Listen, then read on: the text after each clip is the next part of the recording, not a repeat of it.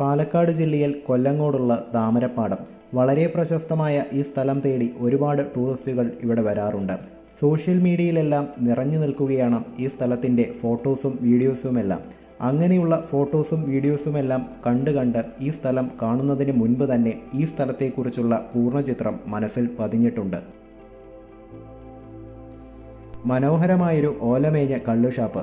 കൊല്ലങ്കോട് താമരപ്പാടത്തേക്ക് പോകുന്ന വഴി റോഡ് സൈഡിലാണ് പാടങ്ങളുടെ നടുവിലായി സ്ഥിതി ചെയ്യുന്ന ഈ ഒരു ഓലമേഞ്ഞ കള്ളുഷാപ്പ് കാണാനിടയായത്. പ്രകൃതിയെ നശിപ്പിക്കുന്ന രീതിയിലും അവിടുത്തെ മനുഷ്യരെ ഉപദ്രവിക്കുന്ന രീതിയിലും ഒന്നും അവിടെ ചെയ്യാതിരിക്കുക.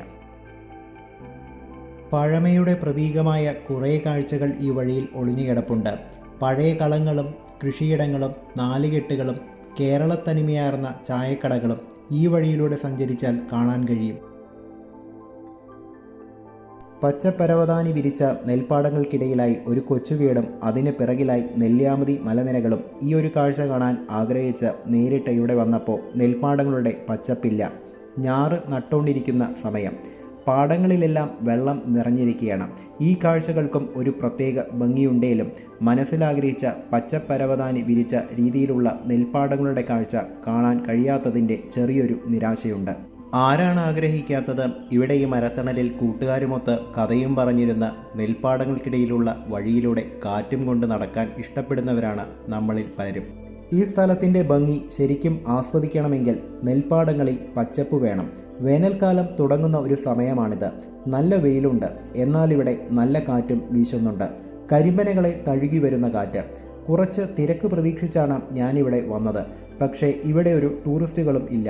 ഇവിടെ ഉണ്ടായിരുന്ന ചെറിയ കടകളും ഇന്ന് അടച്ചു കിടക്കുകയാണ്. ഇവിടെയുള്ള വീടുകളോട് ചേർന്ന് തന്നെയാണ് ചെറിയ കടകളും.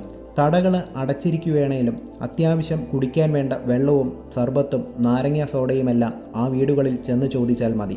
ഈ സ്ഥലത്ത് എവിടെ ക്യാമറ വെച്ചാലും നല്ല ഫ്രെയിമുകളാണ് കിട്ടുന്നത്. ഇവിടെ കുറച്ച് താറാവിൻ്റെ കൂട്ടങ്ങളെ പാടത്ത് കൊണ്ടേ ഇറക്കിയിട്ടുണ്ട്. കുറച്ച് ദിവസങ്ങളായി കാണാൻ കൊതിച്ചൊരു കാഴ്ച. അതിനെ തുറന്നു വിട്ടതും എല്ലാം കൂടെ ഒരു ഓട്ടമുണ്ട്. കുറച്ചപ്പുറത്തായി കൊയ്ത്ത് കഴിഞ്ഞൊരു പാടമുണ്ട്. എല്ലാം കൂടെ നേരെ അങ്ങോട്ടാണ് പോകുന്നത്. ഞാനും ആ താറാക്കൂട്ടങ്ങളുടെ പിറകെ പോയി.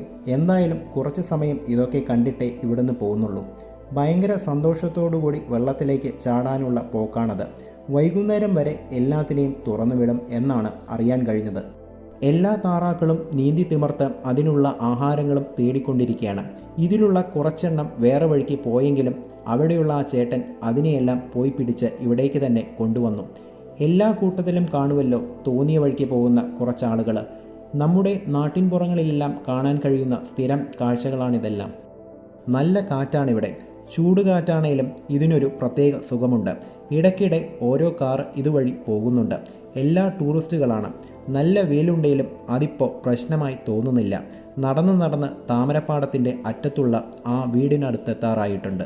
തിരക്കില്ലാത്തത് കാരണമാണ് ഈ സ്ഥലം ഇത്രയും വിശദമായിട്ട് കാണാനും ഫോട്ടോസും വീഡിയോസും എല്ലാം എടുക്കാൻ കഴിയുന്നത്. തിരക്കുണ്ടെങ്കിൽ ഈ സ്ഥലം നന്നായി ആസ്വദിക്കാൻ കഴിയില്ല.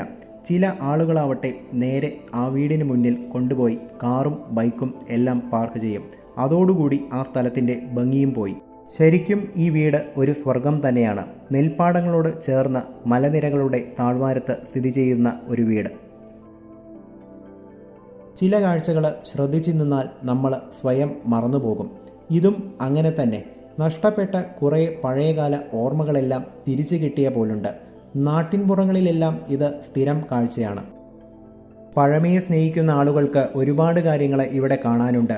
90കളിലെ കേരളത്തിലെ ഗ്രാമവഴികളിലൂടെ നടക്കുന്ന ആ ഒരു പ്രതീതിയാണ് ഇവിടെ കാണാൻ കഴിയുക.